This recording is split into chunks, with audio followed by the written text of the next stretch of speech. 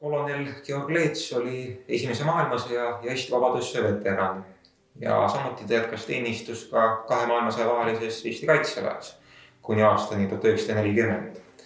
1940. aasta kevadeks oli ta jõudnud koloneliau astmeni ja samuti oli ta Eesti suurtükiväe inspektor, mis oli sisuliselt kindralmajori ametikoht, kus ta oli kolonelina. Ja kui sügisel 1940 formeeriti Eesti armees Punaarmee 22. territoriaalne laskurkorpus, siis määrati Leets selle laskurkorpuse 180. laskurdiviisi ülemaks.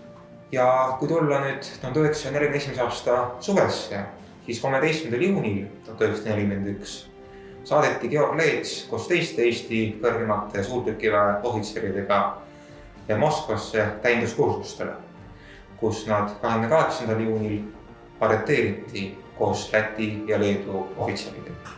Pärast seda nad viidi Norilskist umbes 100 kilomeetri kaugusele Lama järveäärde laagrisse ja sama aasta sügisest algasid ülekuulamised.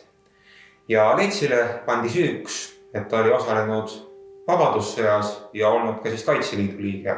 Ja Leetsile mõisteti 10 aastat paranduslike tööde laagrit. Ja Leets on oma laagrimuljed talletanud ka käsikirjalistes mälestustes 16 aastat Siberis, mis pärinevad aastast 1962. Ja Leets seal kirjeldab, et olud laagris olid väga rasked, et paljud tema kaasohvitserid, kes olid arreteeritud, surid.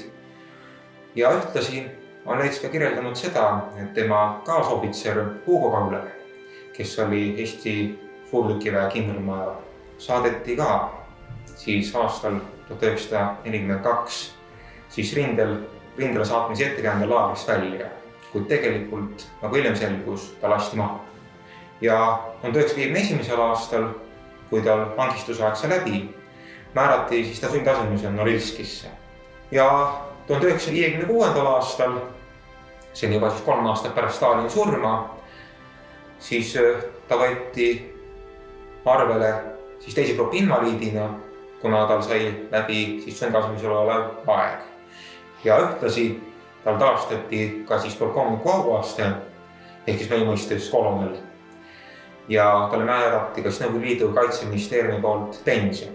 Tema jalg puudutas uuesti kodumaa pinda 4. septembril 1957. Ja pärast oli Leets ka tuntud sõjaajaloo. Ja Leets elas ka väga vanaks.